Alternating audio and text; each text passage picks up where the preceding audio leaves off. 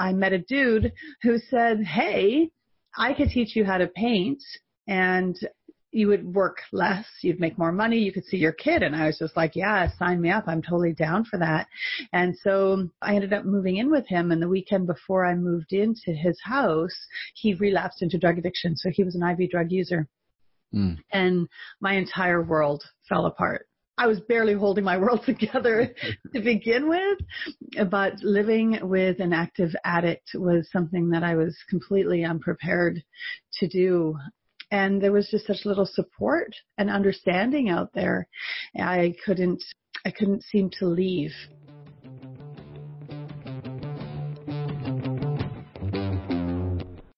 You're listening to Donnie Success Champions, where I believe everybody is on a journey. Life is all about the stories you can tell and teach later. You're going to hear the stories of people who have overcome hardships, failures in life to find success along their journey.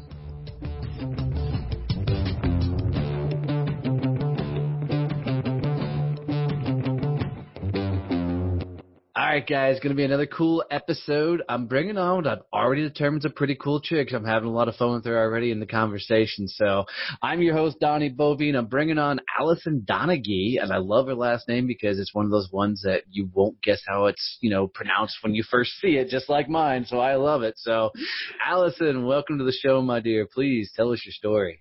Oh, hey, Donnie, thank you so much for having me here. I so appreciate it. Oh, my goodness, my story. Holy, I guess my current story about my business is usually the one I tell. I was a single mom. I was on welfare and I was working a bunch of dead-end jobs, and I realized that working retail was never going to help me pay the bills. And I really, really hated being on welfare. Can't imagine why, but I did. And, my son's father left when he was a year. And so it was just me and my kid. And I realized that maybe I needed to go back to university, because back then, my son is now almost 30, but back then there wasn't a whole lot of options. There wasn't this whole online world available. So I went and got my criminology, and I started working in that industry while I was going to school. And that was really interesting exposure to sort of like that underbelly of the world that we hear about, but we don't actually get to see.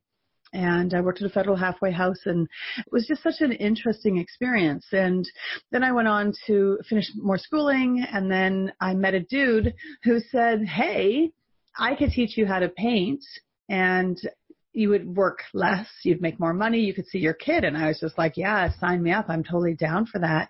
And so I ended up moving in with him. And the weekend before I moved into his house, he relapsed into drug addiction. So he was an IV drug user.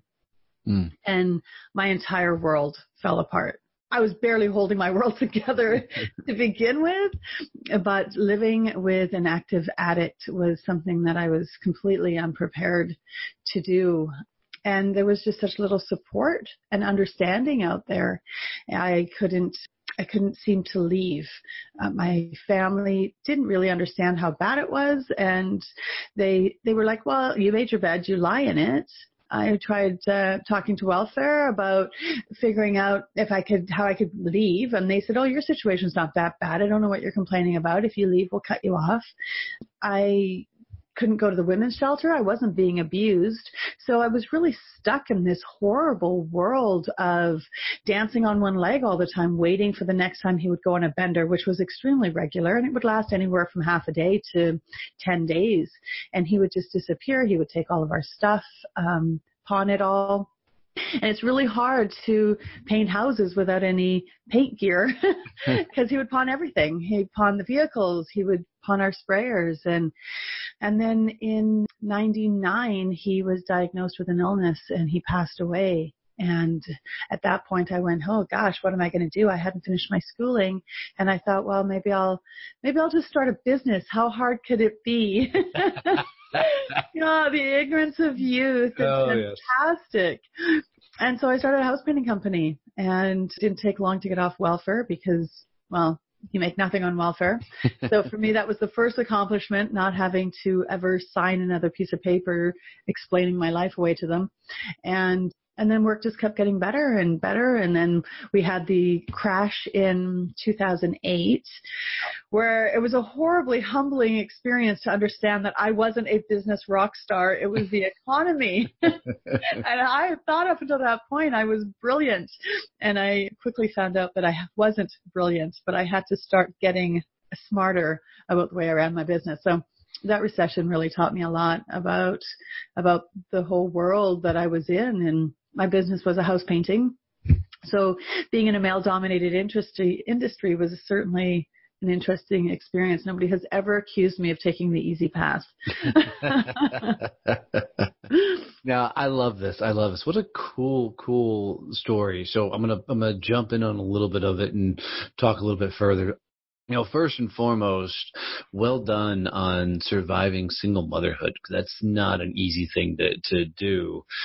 And, I know you got hit with a couple of rough patches along the way, but look where you're standing now. So kudos to you for that, because that's an absolute feat.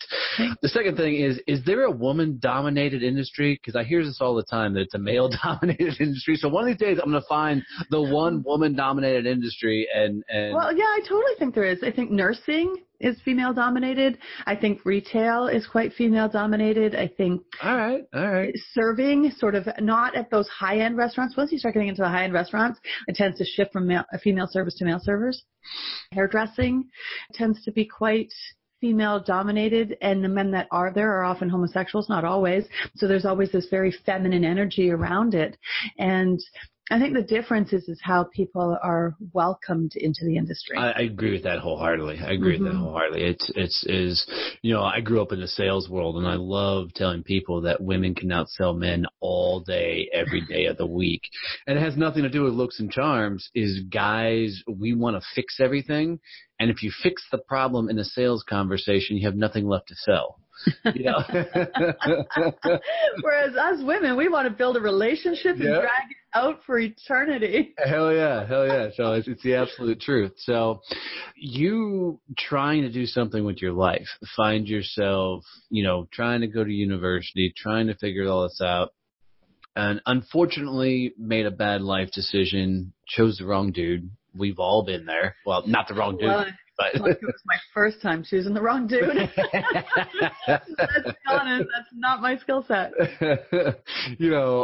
But what's interesting me about it is it sounds like you were really trying to get outside help to get out of that situation. And, I've unfortunately I've talked to several women that have done this several type thing, and financially there's no way you can get out of that situation, because you can't support, a rent, food, your child, everything. So you're stuck. Luckily for you, it wasn't a violent situation. Mm-hmm. Emotionally, I'm sure it was hell, but you're stuck.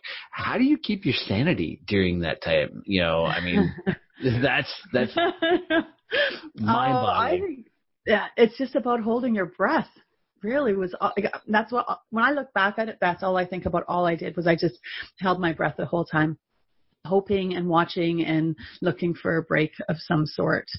It was just, having a kid, I think, helps a lot, because sort of kept things in perspective. I probably didn't spiral down as far as I could have if it had just been me. But then again, it would have been easier to leave if it had just been me. So it's always a double-edged sword. And on the one hand, while it was a horrible experience to go through, and I wouldn't wish it on anybody, both the addict and the non-addict, because it's such an ugly world, there was still, I never would have been able to start my business had I not had that experience with him, right? So I believe everything is such a double-edged sword. And with that, on the one hand, I learned a trade, which I think everybody should have. And on the other hand, my life was a mess. But eventually it all worked out fine. And I think it's just hanging in there and hoping, and for that break, paying attention, watching that break. And here's what I love about it is I truly believe that everybody's story is their success, because whatever you've gone through is created you to become the person you need to become. to find success in whatever you're getting. I love your thought on the double-edged sword, because I think that's a real truth, that on one hand it sucked, but on the other hand you were learning some really, really cool things. Now, I don't want anybody to go through that experience to learn the same way you learned, but it's to the point of whatever somebody's going through, that's what they need to be. It's a tough way of saying it, but there's a lesson to be learned in doing that, along the ride. Then he gets diagnosed with an illness and passes away. And now you're stuck with, holy crap, how do I figure this all out? And you have the most brilliant idea in the world of opening a business. And if anybody else has opened a business, you know why we're laughing, because it is not easy. Was that just a wake up, well, I can paint, now I'm going to start a business? Or was this? Pretty much. He was a bit of a screw up and he managed to make it happen.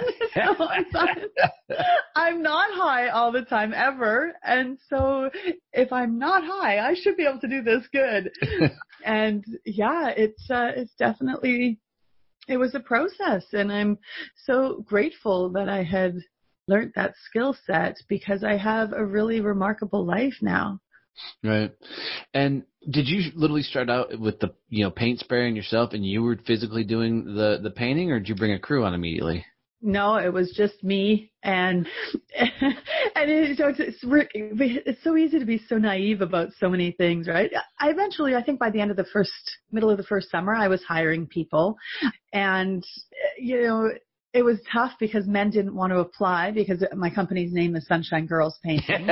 And well thought out. Well, the reason it's these glass houses that we live in, right? And these blinders that we put on, I thought when I had been painting with Bob, I would go to a job and people would be like, you're a girl, you can't do this.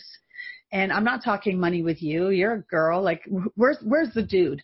And so when I started my company, I thought, well, I'm just going to put right out there that I'm female. Right. So those people just never contact me. I never even thought about the fact that it would deter people from applying. So it took a while, but we're almost 20 years in business now, and we're one of the leading companies in town that people want to work for.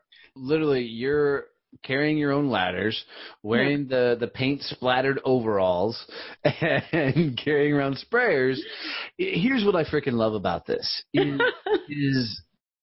that's just badass in general, because not many people would have stepped up and said, hold my beer and watch this. Right. It takes a hell of an individual, no matter what the thoughts were that this was going to be easy, blah, blah, blah. It takes a hell of an individual, because at some point you realize, oh shit, I just did this. And now I have to figure it out. Now I got to go sell. Now I got to go grow a business. Yeah. And stay in the game. So well done. Well done. Thanks. Well, and I got lucky in some ways too, right? When I decided to do it, it was right around the time the Yellow Pages was publishing. So I got in just in the nick of time. And so all of these things lined up. The stars aligned, the planets fell into place that really supported me. And I believe that when we step into action, the universe does support us in these sorts of ways. 100%. Mm-hmm. And then you got the slap in the face that a lot of us got in 07, 08, 09, and you realize what unfortunately a lot of businesses realized that they didn't have sales team. They had a whole bunch of order takers because the economy was so great that money was just coming through the doors. For you realized that you maybe hadn't positioned your business in the right way to continue to thrive. How did you survive through that time? Well, I was really fortunate because having come from a poor background, I was pretty stingy on what I spent my money on. And so I didn't have a lot of overhead.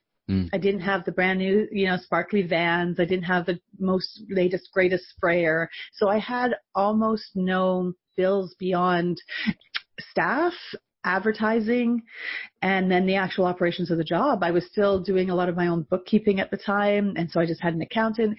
So I was fortunate more so than some of the other businesses who had overextended themselves. So I think that was really my only saving grace, is that I didn't have the overhead. I had a home office. I didn't have a retail space. Nice. Yeah. Nice. Well, it's smart business. And, I think a lot of people get shiny object syndrome when they do run the business. They think they need the fancy office, they need the fancy desks, they need the fancy cars, all that. And that's what screwed a lot of people during those time frames.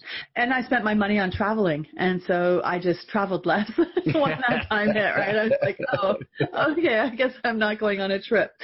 So it's, definitely how we spend our money. And again, that was lucky that I had that mindset that I didn't want to spend that money, and it saved me through the recession. Yeah, and you keep dropping the word lucky, and I'm just a firm believer that luck comes from putting your ass on the line several times until something breaks loose, right? Which is just awesome. So when you came out in the backside of the recession and the whole world kind of goes, it's over type thing, mm-hmm. What happened to your company then? Well, my son was involved by that time. And so now he's in the process of taking it over. And we are just more solidly positioned because a lot of businesses went out of business. And so now we have one of the longer running reputations in town, and hanging in there has its advantages. True. Yeah. And so from that experience, when with my son taking over, it opened a door for me to start another business called Domino Thinking, where I challenge people to think about what they think about. And I've written a business book, and just because I think we can use our businesses as a way to really impact the world in a positive way. And so it's been really interesting making that shift from the very tangible, oh, you want this wall painted? This is how much it is. You're happy with the price? Here we go. I painted it. You're happy. Now pay me. To this more philosophical type discussion. It's not as tangible, talking about the things that we think and feel. And it's been quite a transition. Yeah, I guarantee it has. Because a lot of people do not spend time thinking about what's going on between their ears. They're just moving through their day, and almost like this mundane, robotic, style. Mm-hmm. What made you decide to jump in this realm? Because you go from still successful business owner, I should say, to now you're going to be a speaker, mentor, blah blah blah. Yeah. That's a big jump. Yeah, well, I think, the stuff that I took at university was psychology and sociology, and I really loved the sociology part, like how do we all play together? Psychology, not as much. I think it's too individual focused, and I think we never really operate from an individual perspective. And so I always really enjoyed having these philosophical discussions, and like you, I'm a sucker for a story. And so whenever I can talk to people about their beliefs, I was doing that. And I thought, oh, maybe I should be doing this more. And then I spoke at an event, and a friend of mine had a radio station. And so she was like, you need a radio show. And then one thing leads to another. And I think that's the thing about stepping into things, is that we end up stepping into all sorts of things that we never really expect. And it makes for a far more interesting adventure. Absolutely. And I love how you said stepping in, because I think a lot of people are avoiding. They have dreams, they have things they want to do, they have things they want to accomplish in life. Mm-hmm. And they're more worried about what would happen if they actually did take that leap, did step into whatever they want to go, because mm-hmm. I'm sure you agree that being a business owner taught you more about what's going on between your ears than almost anything else you've ever done in your life. Yes. Oh, for sure. Yeah.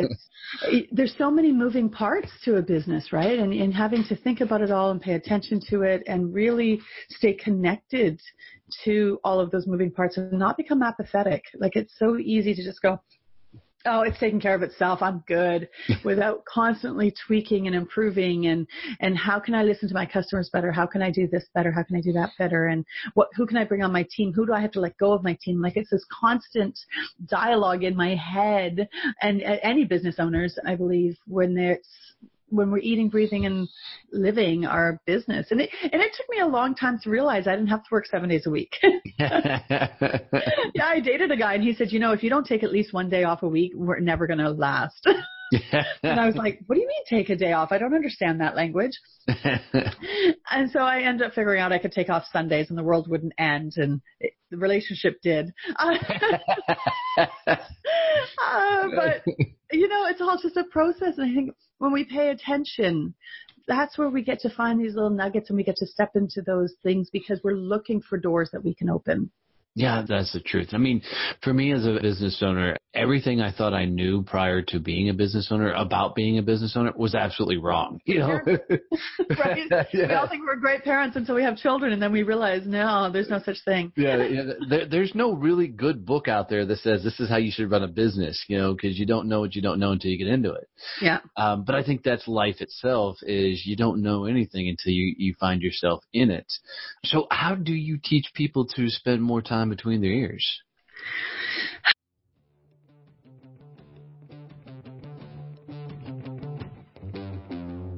Hey guys, it's Donnie here, and I just want to let you know that we've recently launched a content development company, and this company helps people get social content. You know you need to put out a lot of content nowadays to get engagement out there in all your social platforms. Well, we've come up with a really cool way to help you get videos, blog posts, memes, social posters, and infographics for whatever social site you need. So check us out at successchamps.us and learn more about how you can get social content for your social media. Support for this podcast comes from Point Blank Safety Services and Blue Family Fund. Blue Family Fund, helping dependents of law enforcement families on their journeys. Blue Family Fund is a nonprofit that raises funds and offers financial support through higher education scholarships for dependents of law enforcement officers and by providing financial assistance for families of fallen law enforcement officers. Every dollar donated will go to the families of police officers, either through scholarships to dependents of police officers or as aid to fallen officers' families. Visit us at bluefamilyfund.com.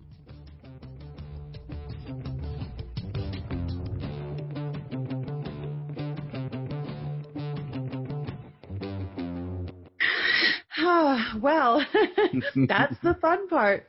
I really get people to challenge the belief systems that they have. So my show, it was called Think Opposite. It's now called the Alison Donaghey Show. And so I bring on guests that challenge the status quo. I've had on people talking about pit bulls and breaking down some of those misconceptions. And they're great dogs. I know, so great. And such a bad rap and totally misunderstood, and scapegoats for things that they they've probably done enough bad stuff on their own. They don't need to be blamed for things other dogs are doing too. Right. But bringing people on like that and having these conversations, and I thought I was pretty open and understanding about the whole pit bull thing, but whoa, I learned so much. I had on a sex BDSM master, and that's how he made his living. And so having these conversations with people now allows me to have more conversations with more people about more things. And right now I'm focusing on men's rights and feminism and bridging that gap, because I'm so sick and tired of hearing this division between women need this and men need to shut up, and this whole men have done us wrong and the patriarchy and all of that. That's never going to solve any of our problems. And so really it's just challenging people when they say things. And I'm like, do you really mean that? Is that what you meant when you said that? Because it sounded a lot like this. And when people start having these conversations and then they start stepping into what they believe, they understand the value of doing it more. So it's one of those things, once people get into it, it's really hard to stop. No, that's awesome. I love the style behind your show, because that's the whole reason I do mine is to hear the stories. And I, like you, I've learned so much, just talking to guests and hearing their journeys and the things around. It's enlightening. There's a couple of shows, I had a gal on my show. I wish I could remember her name, but she was teaching me about heart math. And this was something I'd never heard of. And what they've discovered is, that the heart does a hell of a lot more than we thought it does. And it does almost as much as the brain as far as emotions and all this stuff. And in the middle of the show, you can hear me. I'm like a little kid geeking out over, everything they do. And I just love that stuff. And I think podcasting is finally given the world a platform where you can talk about whatever you want. It's your control. You've had just a really killer ride, girl, and done some really cool things. Where do you think this is all going to take you? Are you going to set the world on fire and be the next, face of motivation, mindset? Well, ideally, I would like to create a movement around my part, that accountability piece that I think is really missing in the world. And so I'm just working on creating a course around it because I believe if we step into owning every choice we make and understanding that where we are in life is a result of those choices. Bob didn't happen to me. It was my choices that brought Bob into my life. Staying there, not getting the support in the world, that didn't happen to me. It happened as a result of those choices that I made and the choices that I could visualize or see possible and the choices I couldn't see possible. And as we step into understanding and owning that responsibility, that's, I believe, where true empowerment and freedom lives. And when I am owning my life as mine, I can't be someone's victim anymore. Right. Right, which is such a beautiful space to be in. If I don't need you to fill my worthiness cup, and I just get to figure out ways of understanding my own inherent worth and building on that. If we end up having a great exchange, fantastic. If you have ideas that I like and I absorb as my own, even better. But I don't need to convert you to my way anymore because I'm good whether you agree with me or not. And it allows me to stay open to hearing different perspectives. And so I'm a really big supporter in owning our life, and people bump up against it and they do not like it. I come from the sales background, and, it's interesting is I would tell people that, you got to own the wins, you got to own the losses, you got to own the entire thing. Mm-hmm. And as soon as I get done talking about ownership of it, they'll turn around and they're like, well, if the company would just give me more leads. I'm like, did you just miss the whole conversation? The whole thing, yeah. Well, and I gave a speech earlier this year called My Part when I talked about when I was sexually assaulted in high school. And I talked about the double-edged sword of the Me Too movement. And when I was sexually assaulted, it wasn't until I accepted my role in that was I able to actually heal from that. All of the talking, all of the finger pointing, all of the blaming, all of that victimization, all of that I'm so oppressed, all of that boys are bad stuff, none of that actually helped me. The only thing that helped me was understanding what I did to contribute to that outcome. Without shame, without blame, and without letting dude off the hook saying what he did was okay, right, because it wasn't. But until we understand how we engage in those things, we can't actually tap into our worthiness. That is beautifully said and absolute truth. Good on you. It's amazing how people don't look at their own stories and realize that story is the thing that's help them get where they are in life. So good on you for several times in your life, taking it as a teaching moment versus letting it be that thing, Well, you have to. Otherwise, you're just a victim of it. And I just think there's no worse place to live than he did this to me. It's not my fault. If only they would. That's just, to me, that's prison. Agreed. And people do it in all walks of life. They're like, I was raised this way, or, I came from a impoverished family. I did this. And cool, you did. Well, great. Yeah. Own it, right? Yeah. Now use it as your strength and do something with it. Mm-hmm. And see, and I believe that when we ask people to be accountable for their choices, we're holding them as capable. I am so grateful nobody stepped in and gave me a handout when I was struggling with Bob.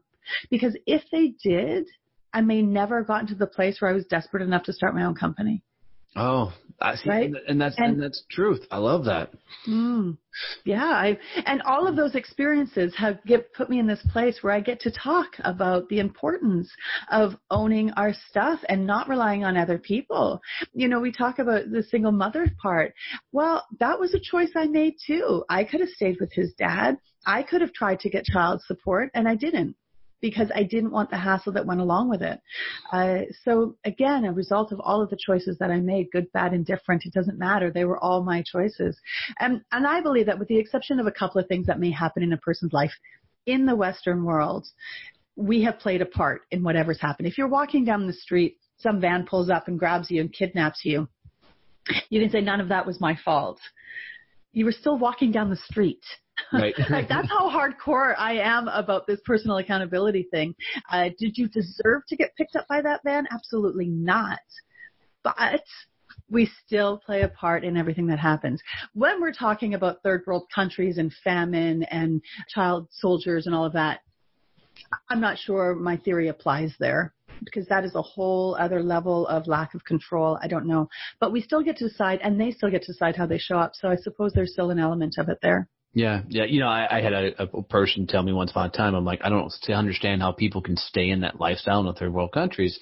And somebody put it to me in a very kind of a black and white way. And they're like, you know, and it was a guy who grew up in a cult.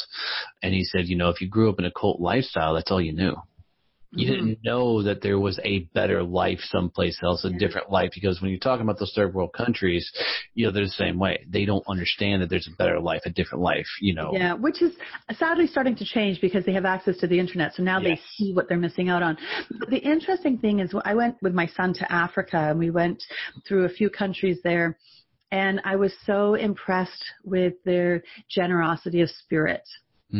They were so grateful for the things they really didn't have because it was so limited, the amount that they had. They were generous in their wanting to share and sit down and converse and have stories and connect. When I came back to Canada, there was this terrible sense of reverse culture shock where nobody was grateful for anything. Right. So we talk about these third world countries as if we are superior, but I'm not entirely sure we are. We may have less problems. We for sure probably have less problems, but we are our own worst enemies in thinking that we are superior. Yeah, no, I completely agree with that. Every time we've traveled overseas, it's almost a culture shock when we come back. Yeah. You know, we get used to it, you know, here. But when you see, because we recently, I just got back from a speaking engagement in Ireland, and when we came back, we're like, wow, they loved us. I mean, you know, everywhere we went, people were so nice and so generous and so caring and so inviting. It was similar to your experience. And you came back here and nobody cared. I mean, not that people should care about you as you walk around every day, but it was so different. It was wild to experience. One thing that I love that you said is you're glad nobody pulled you out of the situation. Nobody gave you a hand. I know there's several times in my life, you know, in particular running a business, where I made bad business decisions and, you know, the company's going south. And in one hand, I'm like, God, can somebody throw me a lifeline? On the other hand, I'm glad I never got it because it gave me the strength to figure out what's that move to keep it moving forward. Yeah. And I wish more people would embrace that, because when you give somebody that handout, you take away that opportunity for them to learn. Yeah. And learning, I think, is so critical. And I love that you say that. And maybe we just need to redefine what the handout is. Right. Right. Because in retrospect, the handout I got was being given nothing, which was the best thing I could have been given. And so I think that it's so fascinating to look at it that way, and the self-reliance that comes of it. If I fix your problem, I am telling you, you're not smart enough to fix your own problem. Absolutely. And that, I think, is a huge disservice. And I think whenever we can encourage people to think and step in and understand is better. You know that expression, if you want a guy to eat, give him food. If you want him to live, teach him how to fish. Yep.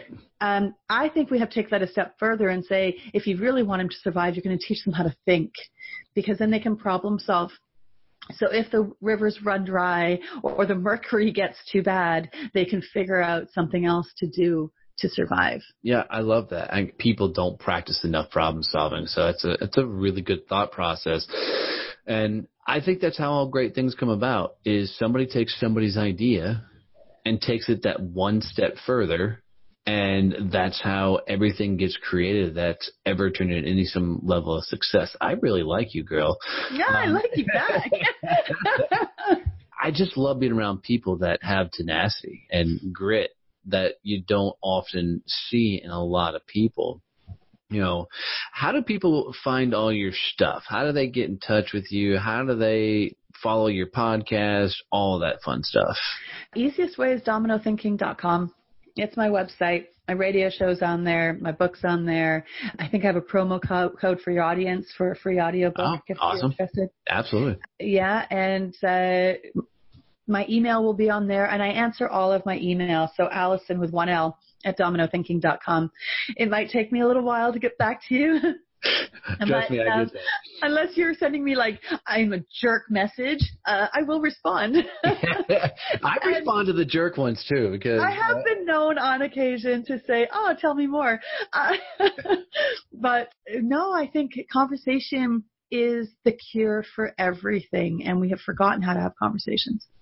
It's interesting. Something my wife and I have employed in that regard is when it's dinner time or when we go out to dinner, the phones have to go down. You know, my business runs off of the internet, you know, right, off of social media, everything else. So I'm constantly out there responding to messages and talking to people and fielding interview requests and all kinds of fun stuff. You know, it's very hard to step away from all that. Mm-hmm. So we've had to institute some laws in our household that I'm the worst at, that I don't always, follow. I've never been a rule follower, but to ensure that her and I, keep the communication going, because in this day and age, people see something they disagree with and they immediately turn it off or remove that person from their life. Yes. Yeah. And then we're making so many statements these days. Like I saw somebody's statement on Facebook the other day, and it said, privilege is not understanding why somebody would unfriend somebody over a difference of political views. And I'm like, what does that even mean? Right? So, and I know because they're non-white that it's directed at white people because all of their posts are. And I'm like, I don't think it's privilege that I don't understand. I don't understand why somebody would disconnect with somebody over any view. Right? Because I think it's important to try to figure out how to find common ground. That's not privilege. I think that's just good common sense. Yeah, what's interesting to me is I've got some other fellow podcasters that I talk with on a regular basis, and we've just agreed to never talk about politics because we're so opposite ends of the spectrum. Yeah. But they're great, beautiful people. I mean, just because we don't agree on, a stance, and I'm not a politics guy by any means, it's just they're in a way different side of the world than I am. And, it's that ability to don't focus on the words they're saying, focus on who they are. Yeah. And we think that if I am pro-Trump, that I must be wrong. And right? Whereas where's the curiosity to find out where I might be right? Right? Is that we are so convinced that our opinion is the right opinion simply because we thought it or felt it. Absolutely. Right? And so if you and I are on different sides of the coin, for some reason, I will just automatically assume you are wrong because you don't agree with me. So that gives me permission to unfriend you. Right. And blame you for privilege or something. I don't know. Whereas if I stop for a second and go, you are on totally the opposite side of this discussion than I am. What in your life has taken you to that point? Because you believe you're as right as I believe I'm right. And I'll tell you, the times that I've had the courage to shut up and listen to some of their points of views have been some of the most insightful times in my life. I tend to be a very black and white guy, that what I believe and what I see, that's just the way it is. But the time I've turned that off, it's been wild to get the insights that I've got the insights to. But I have to be careful with that because there are some people that just want to get into an argument or a debate to get the argument going. But my response to that is usually, do you need a hug? I'm going to borrow that because that's going to really sound wild coming from me. I've stolen it from my son because he always says it all the time if I'm being really cranky, because nobody's ever perfect at any of this stuff, right? So I'm screwing up all over the place all the time. But when somebody is that adamant and in your face, as soon as you say that, they don't know what to do. And it's a great pattern interrupt. I love it. Yeah, use it. I'm totally stealing that. Man, girl, I got to tell you, this has been a lot of fun. I love being around bubbly and spirited people. So thank you for doing this. Here's how I like to wrap up the show. And I do stump some people with this, so stand by. Okay. If you were going to leave my audience of champions, entrepreneurs, business owners, people from all walks of life, from all over the world that are on their journey, if you were to leave them with a quote, a phrase, a mantra, a slogan, something they can take with them on their journey, especially when they're going through the dark side of their journey, what would be that quote or phrase you would say? Remember this. You are worthy. Ooh, I love that. That's that piece. This little tiny sperm found this little tiny egg and beat out all those other little tiny sperms to make you. And by the very nature of that, you are a miracle. And if you are a miracle, you are inherently worthy. And everybody's telling us how we're wrong and we're not worthy and we need to change, we need to be better, we need to do different. The reality is that you don't. You just need to reconnect with the fact that you are worthy. Beautiful, beautiful. Mm-hmm. Alison, thanks so much for coming on and sharing your story with us. It's been a lot of fun. Thank you so much. Time flies. I really appreciate it.